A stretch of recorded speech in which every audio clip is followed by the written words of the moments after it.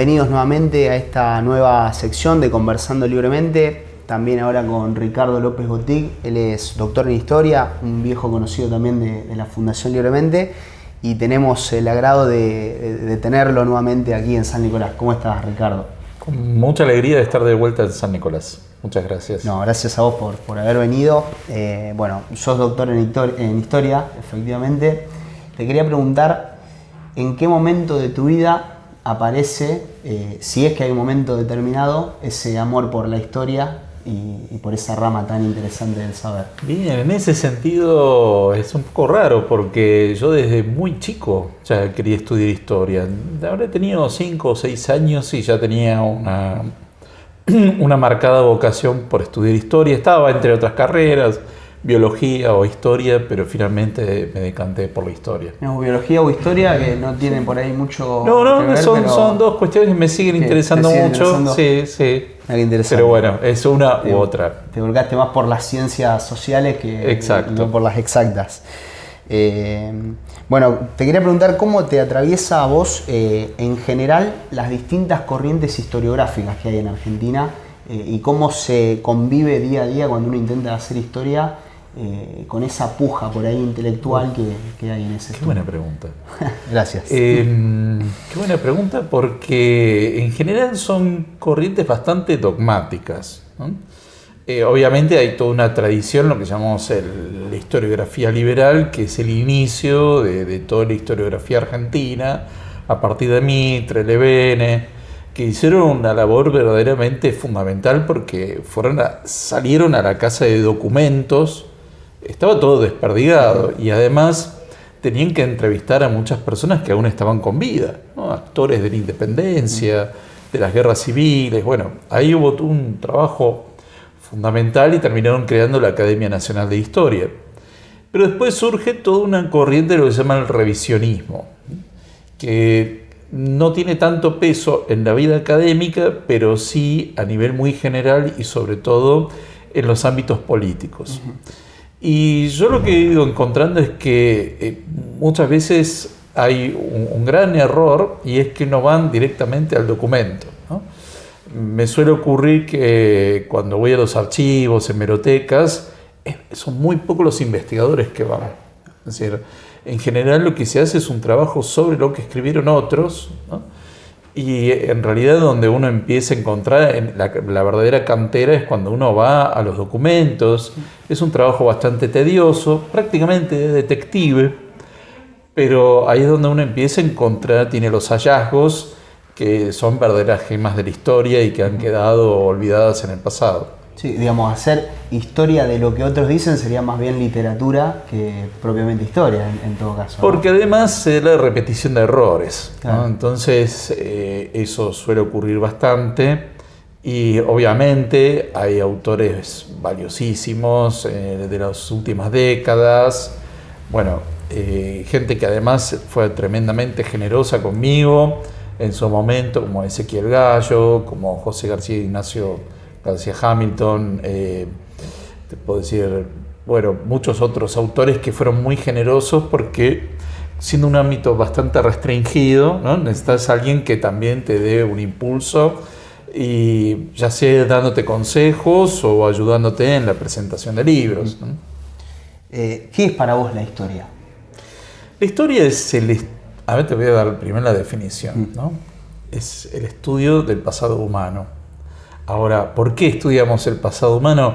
Porque en definitiva nuestra especie es siempre la misma, ¿no? Cometemos los mismos errores, a veces tenemos los mismos aciertos, pero básicamente lo que se discutía hace 2000 años se sigue discutiendo hoy con otras tecnologías, otros conocimientos científicos, pero básicamente la especie humana es la misma. Entonces te encontrás con que muchas veces estamos volviendo a repetir errores de cuestiones que ya deberían estar completamente zanjadas y en todo caso cometer nuevos errores, ¿no?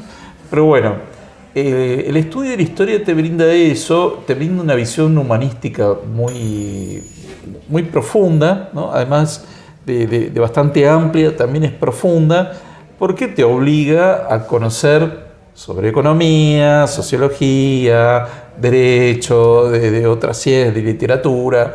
Te obliga un poco a eso para tener una visión mucho más rica. Claro, sí, se nutre, digamos, de otras ramas del saber para inevitablemente.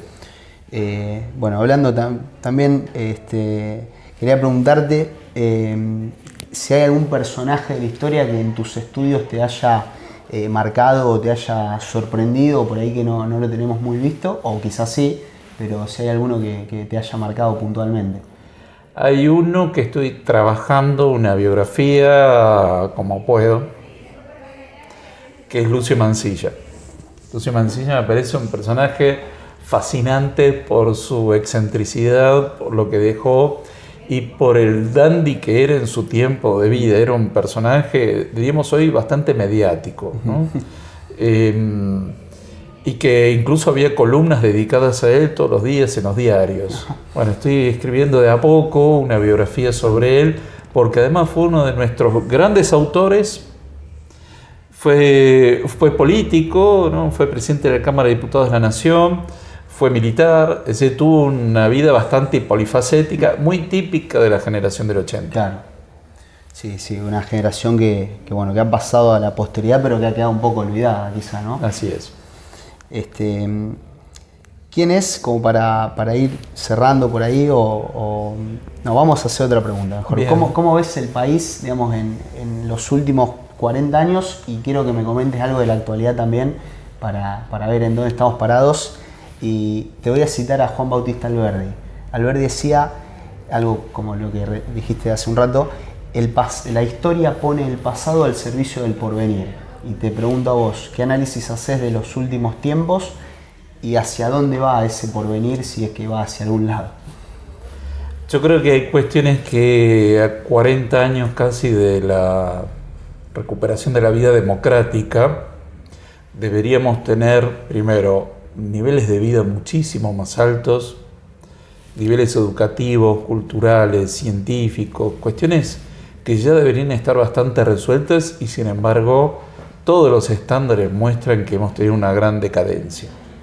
Tenemos un gran problema social, hay generaciones enteras que están sumidas en una pobreza estructural, que vienen de entornos en donde los abuelos, los padres vienen de una situación de una gran pobreza. No es solo lo material, porque significa que no tienen el entorno adecuado para estimular el estudio, el trabajo, ¿no? Es decir, y esto yo creo que quedó muy claro en la pandemia, porque había chicos a los que se los condenó a una situación de analfabetismo, porque esos chicos, primero, no tenían acceso a internet.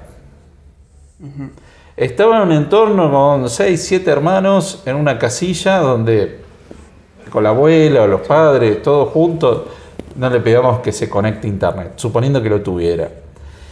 Muchas veces los padres, aunque quisieran, no podían ayudarlos, acompañarlos en el proceso de aprendizaje, con lo cual ahí se da una situación de toda una generación que le hemos condenado al analfabetismo, que llegan al secundario sin saber leer y escribir, y en una sociedad mundial en la que cada vez la educación tiene más peso, nosotros estamos condenando toda una parte enorme de la sociedad a estar fuera de todo.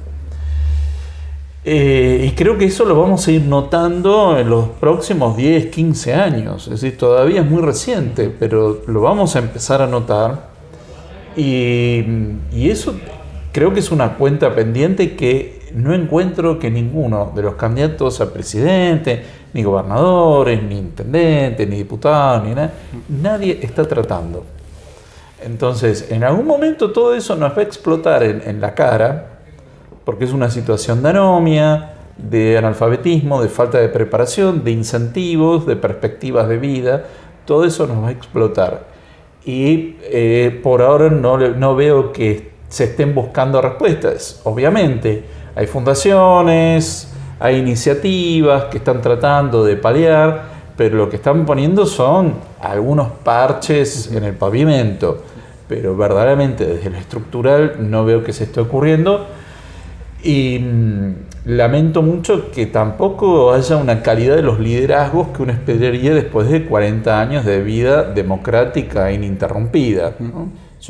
Y acá voy a ser muy franco, no creo que ninguno de los candidatos a presidente tenga nivel presidenciable. Yo sé que me gano muchos enemigos con esto, pero hay que decirlo. Yo no lo veo. Es decir, obviamente voy a votar por lo que hay, pero no veo que tenga el nivel presidenciable que uno encontraba en otras épocas. Sin dudas. Bueno, Ricardo, te quiero llevar un poco, o volver un poco quizás a tu materia, digamos, a la historia, un poco a los libros. Quiero que si tenés algún libro o alguna serie de libros que te hayan marcado o que te gustaría recomendar. Que me gustaría recomendar. Yo siempre recomiendo, primero, leer todo. Yo soy de la idea de que hay que leerlo todo. Todo tipo de autores. Yo soy de esa idea. No hay que encasillarse en una escuela, en una corriente. Yo creo que eso da una gran perspectiva y además permite también entender cómo es que piensa esa otra persona, ¿no? Yo no estoy de acuerdo, pero por lo menos entender la lógica de lo que piensa. Pero bueno, hay grandes autores de la historia, como te decía, gente a la que yo le debo mucho por su generosidad, ¿no? Gallo, García Hamilton, Botana, Eduardo Zimmerman, ¿no? Son personas que han escrito libros muy valiosos, muy bien documentados, es decir, que han hecho ese trabajo de detective, ¿no? De ir y hurgar, que eso se está perdiendo, pero creo que hay que leer a todos los autores para tener una visión de panorama en conjunto. Bien, y la última para ir cerrando, ¿quién es Ricardo López Gotí? Es una pregunta que, mira, cumplí hace poco 57 años y todavía no lo logré encontrar la respuesta. Bien, sí, será cuestión de seguir buscándola. Bueno, Ricardo, un placer enorme realmente, y bueno, gracias por prestarte para este espacio y por estar de nuevo en San Nicolás. Ya sos casi un ciudadano ilustre de la ciudad.